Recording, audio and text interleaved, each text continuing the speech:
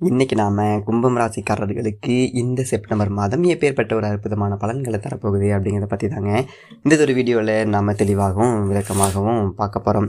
அதற்கு முன்னாடி ஒரு முக்கியமான விஷயம், தனிப்பட்ட முறையில் ஜாதகம் பார்க்க இந்த வாரத்துக்கான அப்பாயின்மெண்ட் ஃபிக்ஸ் பண்ண சொல்லி நிறைய பேர் வாட்ஸ்அப்பில் கேட்டிருந்தீங்க. நம்ம கண்டினியூவாக இப்போலாம் வீடியோ கொடுத்துட்டு தாங்க இருக்கோம். எப்போதுமே 500 ரூபாய்க்கு மேலாகும் ஜாதகம் பார்க்க. ஆனால் இது ஒரு மாதம் மட்டும் வெறும் 100 ரூபாய்க்கு தெளிவாகவும் விளக்கமாகவும் ஜாதகம் அப்படிங்கிறது பார்த்து தருவாங்க. அது மட்டும் இல்லாமல் அதுக்கு நீங்கள் இந்த நம்பரில் ஜஸ்ட்டு உங்கள் வாட்ஸ்அப்லேருந்து ஒரு மெசேஜ் மட்டும் பண்ணாலே போதும். அனைத்து டீட்டெயிலுமே நம்ம டீமில் இருக்கிறவங்க கொடுத்துருவாங்க. அப்பாயின்மெண்ட் டேட் மற்றும் டைம் ஃபிக்ஸ் பண்ணுறதுக்கு பிறகு அந்த நேரத்தில் நான் உங்களுக்கு ஃபோன் கால் பண்ணி ஜாதகம் அப்படிங்கிறத பார்த்து பலன்கள் அப்படிங்கிறத சொல்லிடுவாங்க.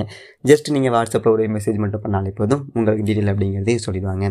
அப்போ நிறைய பேர் கேட்குறாங்க எவ்வளோ நேரம் ஆகும்னு சொல்லிட்டு. ஃபஸ்ட்டு நாம் ஜாதக கட்டத்தை பார்த்து ஜனனகால பலன்கள் அப்படிங்கிறத சொல்லிவிடுவோம். அதற்கப்புறமா இப்போ இருக்கக்கூடிய கிரகங்கள் அடிப்படையில் பலன்கள் அப்படிங்கிறத சொல்லிவிடுவோம். அதுக்கப்புறமா உங்களுக்கு இருக்கக்கூடிய சந்தேகங்கள், கேள்விகள் இதெல்லாம் நீங்கள் கேட்கலாங்க. அது மட்டும் இல்லாமல் கடைசியாக உங்கள்கிட்ட ஜாதகம் இல்லை அப்படின்னாலும் ஜஸ்ட்டு பிறந்த தேதி, நேரம், பிறந்த இடம் மட்டும் சொன்னாலே நீங்கள் போதுங்க. நாங்கள் ஜாதகம் பார்த்து பலன்கள் அப்படிங்கிறது உங்களுக்கு சொல்லிவிடுவோம். ஜஸ்ட்டு நீங்கள் வாட்ஸ்அப்பில் ஒரே ஒரு மெசேஜ் மட்டும் பண்ணாலே போதும். சரி வாங்க நம்ம வீடியோக்குள்ளே போகலாம். 2024 வருடத்தோட ஆகஸ்ட் மாதம் முடிஞ்சு செப்டம்பர் மாதம் அப்படிங்கிறது தொடங்கிடுச்சு.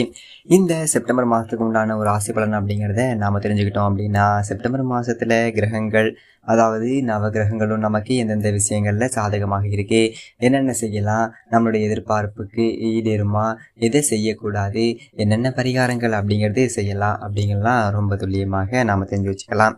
ஒரு மாதத்தோட கிரகங்கள் அப்படிங்கிறத நாம் துல்லியமாக பார்த்தா தான் பலன்கள் அப்படிங்கிறத சொல்ல முடியும். அந்த ஒரு வகையில் கிரகங்களுடைய ராஜா சூரியன் சிம்மராசியில் தன்னுடைய சொந்த வீட்டில் ஆட்சி பலத்தம் பெற்றிருக்கு. 17ஆம் தேதி அன்னைக்கு கன்னிராசி போகிறாரு. பூமிக்காரகன் செவ்வாய் பகவான் மாதம் முழுக்க மிதுன ராசியில் இருக்காரு.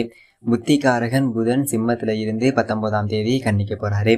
சுக்கிர பகவான் கன்னிராசியில இருந்து 19ஆம் தேதி துலாம் ராசிக்கு போறாரு.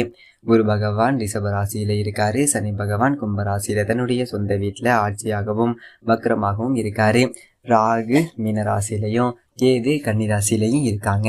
இதான் இந்த ஒரு மாதத்திற்கு உண்டான ஒரு கிரக அமைப்புகள் அப்படிங்கிறது. இந்த கிரக நிலைகள், இந்த ராசி மாற்றங்கள், இந்த வக்ரம், இது எல்லாம் சேர்ந்து இந்த செப்டம்பர் மாசத்துல உங்களுக்கு என்னென்ன பலன்கள் அப்படிங்கிறத கொடுக்க போகுது அப்படிங்கிறத பார்த்துடலாம்.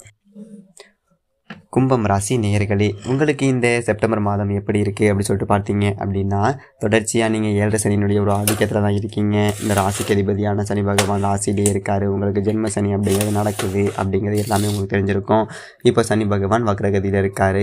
கடந்த ஒரு 5 வருஷமாகவே நான் கஷ்டம் தான் மாட்டிக்கிட்டு இருக்கேன் ஜோசியரே, இது திரும்ப திரும்ப சொல்லி ஒரு பழைய வேதனையை திருப்பி மறுபடியும் கொடுக்குறீங்க. வெந்த புண்ணில் வேலை பாய்ச்ச மாதிரி சொல்லாதீங்க, அதை நல்லது இருந்தால் சொல்லுங்கள் ஜோசியரே அப்படிங்கிற ஒரு மனநிலையோடு தான் இந்த ஒரு வீடியோவை நீங்கள் பார்ப்பீங்க. என்னது ஒரு காரணம்னு பார்த்தீங்க அப்படின்னா, சனி பகவான் வக்ரகதி ஆகிட்டார். வக்ரகதி ஆகியிருந்தாலும் பரவாயில்ல, அவரை சிம்மத்தில் இருக்கக்கூடிய சூரியன் பார்த்துடுறாரு. கும்பராசியில் இருக்கக்கூடிய சனி பகவானை சிம்மத்தில் இருக்கக்கூடிய சூரியன் இந்த மாதம் 17ஆம் தேதி வரைக்கும் பார்க்குறாரு.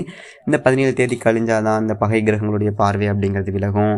அதனால் கொஞ்சம் 15 தேதி வரைக்கும் கொஞ்சம் மனக்குழப்பம் அப்படிங்கிறது இருக்கும். செலவு பார்த்தீங்க அப்படின்னா கட்டுக்கிடங்காமல் இழுத்துக்கிட்டு போவோம். நம்ம ஒன்று நினச்சோம் அப்படின்னா அது ஒன்று நடக்கும். ஒரு வேலைக்கு ஒரு 10,000 ஆகும், நம்ம கூடுதலாகவே ஒரு 15,000 அப்படின்னு சொல்லிட்டு ஒதுக்கி வச்சுருப்போம். ஆனால் அது கொண்டு போய் 50,000 கொண்டு போய் விட்டுரும். என்னடா அது, அடுத்தவன் செஞ்சாலும் டப்புன்னு வேலை முடியுது, நம்ம செஞ்சால் இழுத்துக்கிட்டே போகுது அப்படிங்கிற மாதிரி. ஒரு சாதாரணமாக ஒரு வீடு கட்டினா கூட நமக்கு வர வேண்டிய பணம் அப்படிங்கிறது இருக்கும். அதை ரெடி பண்ணி இதை போட்டு ஒரு வேலை செஞ்சுருவோம் அப்படின்னு சொல்லிட்டு பார்த்தோம் அப்படின்னா வர வேண்டிய பணம் வராது, கட்டுற வேலை பாதியிலே நிற்கும். பார்க்குறவனுக்கு பதில் சொல்ல வேண்டியதாக இருக்கும். அது நின்னா கூட நின்றுட்டு போகுது, 7 நம்ம இருப்போம், சரி பணம் தானே அடுத்த மாதம் வந்துடுமே அப்படின்னு சொல்லிட்டு கொஞ்சம் நாள் கழிச்சு வேலை ஆரம்பிச்சிக்கலாம் அப்படின்னு சொல்லிட்டு இருந்தாலும் கேட்குறவனுக்கு ஊருக்கு பதில் சொல்ல முடியாது. ஊர் வாய்க்கு நம்ம இது பண்ணாயிடுவோம். என்ன கட்டுற வேலை நிற்கிது, சின்னதாக கட்டிக்கக்கூடாதா, அகலக்கால் வச்சுட்டு என்ன ஆட்டம் அண்ணன் சொன்னதை கேட்குறான்னா, இதெல்லாம் ஆளுக்கு ஒரு பக்கம் நம்ம காதுக்கு பின்னாடியும் பேசுவாங்க, முன்னாடியும் பேசுவாங்க. இந்த மாதிரி தான் வாழ்க்கைங்கிறது இருக்கும். இந்த மாதிரி நம்ம எதையுமே கொஞ்சம் திட்டம் போட்டு செய்ய முடியாது. அலுவலகத்தில் மேல் அதிகாரிகள் நம்மளை போட்டு கொள்வாங்க.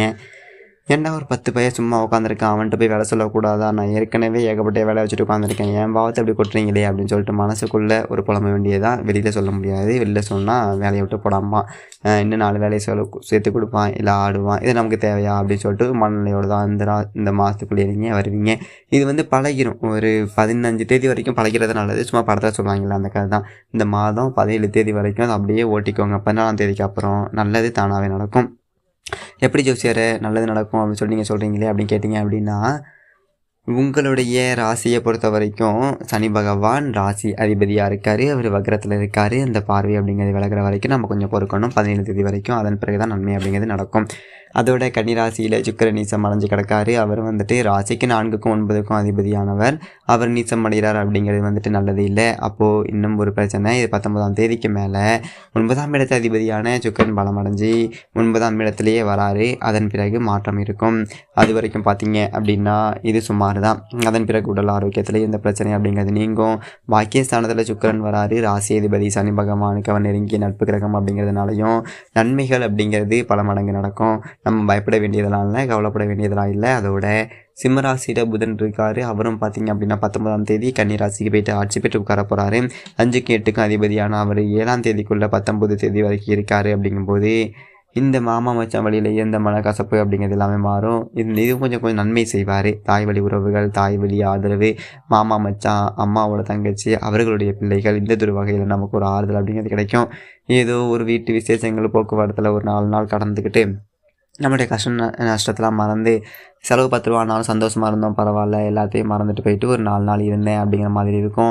அதே மாதிரி உங்கள் மேலே ரொம்ப பாசத்தோடு இருப்பாங்க. பரவாயில்ல, நமக்கு இந்த ஒரு காலகட்டத்துலேயும் நம்ம இவ்வளோ கஷ்டத்துலேயும் நம்மளை மதிக்கிறதுக்கு 4 சொந்தம் இருக்கே, பரவாயில்ல. சொந்த ஊரில் தான் எல்லா தொழிலாக இருக்குது. நம்ம தான் முதுகில் குத்துறோம். பட் ஆனால் நம்ம சொந்தம் வந்துட்டு நமக்கு சாதகமாக இருக்குடா அப்படின்னு சொல்லிட்டு நினைப்பாங்க. என்ன ஒரு காரணம், அவங்க 10 ரூபா நமக்கு தரேன்னு சொன்னாலும் நமக்கு வாங்க மனசு வராது. ஏன்னா அவங்களே நம்மளோட கஷ்டமாக இருக்காங்க, நம்ம கஷ்டத்தை போய் அவங்கள்ட்ட கஷ்டப்படுத்திக்கிட்டு அப்படிங்கிற மாதிரி இருக்கும். சரிப்போ அப்படி சொல்லிட்டு இழுத்து பிடிச்சி ஓட்டிக்க வேண்டியது தான். இந்த 19ஆம் தேதிக்கு பிறகு கன்னி ராசிக்கு புதன் அப்படிங்கிறது ஆட்சி பெற்று வந்து உட்காந்துடுறாரு. அதாவது 8க்கு அதிபதி 8க்கே வராரு, 8லேயே மறைகிறாரு. அப்படிங்கும்போது இது ஒரு விபரீத ராஜயோகம். மறைந்த புதனால் நிறைந்த தன லாபம் அப்படிங்கிறது இருக்கும். காசு பணம் 10 ரூபா பஞ்சம் இருக்காது. வெளியிலேருந்து வர வேண்டிய பாக்கி அப்படிங்கிறது வசூலாகிரும். இந்த பணத்தை கொடுத்துட்டு பாடுபடுறான்ப்பா சொந்தக்காரனுக்கு எப்படி சொல்கிறது, கடன்காரனுக்காக நான் பதில் சொல்லிட்டு இருக்கேன். தேவையில்லாமல் ஒரு 5 நிமிஷம் தானே சொல்லிட்டு ஒரு ஜாமீன் போட்டு பணம் வாங்கி கொடுத்துட்டேன். வாங்கின இடத்துல நான் கடன் அடைச்சி விட்டேன், என் வீட்டில் அதனால் சண்டையாக போகுது, என்னால் திருப்பி கொடுக்க முடியலையே, இப்படி இருக்கே அப்படிங்கிற மாதிரி இருந்தவங்களுக்கு எல்லாமே பழைய பாக்கி அப்படிங்கிறது வசூலாகி சந்தோஷத்தை கொடுக்கும். கவலைப்பட வேண்டியதில்லை. அதோட மிதுன ராசியில் செவ்வாய் இந்த ஒரு மாதம் முழுக்க இருக்கார். ராசிக்கு 5வது வீட்டில் செவ்வாய் இருக்கார். அப்படிங்கிறது பூர்வ புண்ணிய ஸ்தானம். பொதுவாகவே பூமிக்காரகன் செவ்வாய் 5வது வீட்டில் இருக்கார் அப்படின்னாக்க பூர்வீக சொத்துக்களை பாகம் பேசிக்கலாம். நல்லதொரு நேரம். பூர்வீக சொத்துலேருந்து ஏதாவது வில்லங்கம், வம்பு வழக்கு, கோர்ட்டு கேஸ் ஏதாவது இருந்துச்சு அப்படின்னா அது எல்லாமே முடிஞ்சு சொத்து உங்கள் கைக்கு வந்துடும். அதே மாதிரி பிள்ளைகள் பேரில் நிலம் வாங்கி போடலாம். நல்லதொரு நேரமாக இருக்குது. விவசாயத்தில் ஒரு 10 ரூபா சம்பாதிக்கலாம்.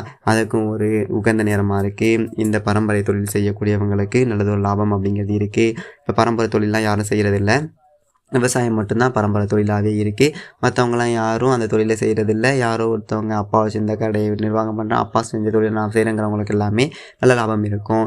குறிப்பாக பார்த்தீங்க அப்படின்னா விவசாயத்தில் யாருக்கும் ஒரு 10 ரூபா சம்பாதிக்கலாம், கொடுக்கலாம். அந்தளவுக்கு உங்களுக்கு இந்த ஒரு மாதத்தில் நல்லதொரு மாற்றம் அப்படிங்கிறது இருக்குது. இருந்தாலும் உங்களுடைய ராசியை பொறுத்த வரைக்கும் குரு பகவான் இப்போ 4வது வீட்டில் இருக்கார். 4ல் குரு இருந்தாருன்னா தாயாரோட உடல் ஆரோக்கியத்தில் கொஞ்சம் லைட்டாக பாதிப்பு அப்படிங்கிறத கொடுப்பாரு.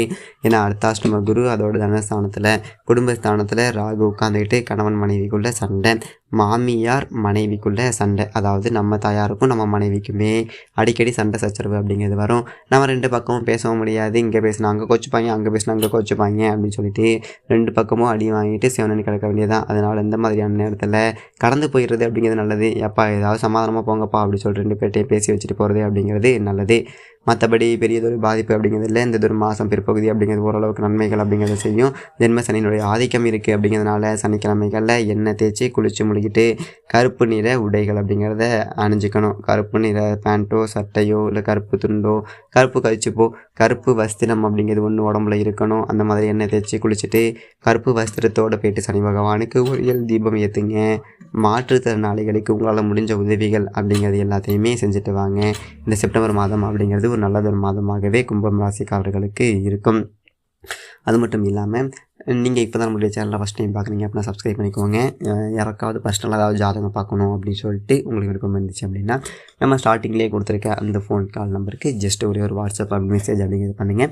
அதில் டீட்டெயில் அப்படிங்கிறது எல்லாமே சென்ட் பண்ணிடுவாங்க. அந்த டீட்டெயில் சென்ட் பண்ணதுக்கப்புறமா உங்களுக்கு நீங்கள் பேமெண்ட்ஸை அனுப்புன அந்த ஸ்க்ரீன்ஷாட்டையும் ஷேர் பண்ணிட்டீங்க அப்படின்னா உங்களுக்கு டைம் அலாட் பண்ணிடுவாங்க. அதை வச்சு உங்களுக்கு ஜாதகம் அப்படிங்கிறது பார்த்து அக்யூரேட்டாக ஓரளவுக்கு சொல்லிடுவாங்க. ஓகேங்களா? அது மட்டும் இல்லாமல் இந்த ஒரு காலகட்டத்தில் இப்போ தான் நீங்கள் ஃபஸ்ட் டைம் நம்ம சேனலை பார்க்குறீங்கன்னா சப்ஸ்கிரைப் பண்ணிக்கோங்க. வீடியோ பற்றின கருத்துக்களை கீழே கமெண்ட் பாக்ஸில் பதிவு பண்ணுங்கள். வீடியோ பிடிச்சிருந்துச்சு அப்படின்னா லைக் பண்ணுங்கள். உங்கள் ஃப்ரெண்ட்ஸ் அண்ட் ஃபேமிலி யாராச்சும் கும்பராசியில் இருந்தாங்க அப்படின்னா அவங்களுக்கும் ஷேர் பண்ணுங்கள். இதே மாதிரி நல்ல வீடியோவில் பார்ப்போம். நன்றி, வணக்கம்.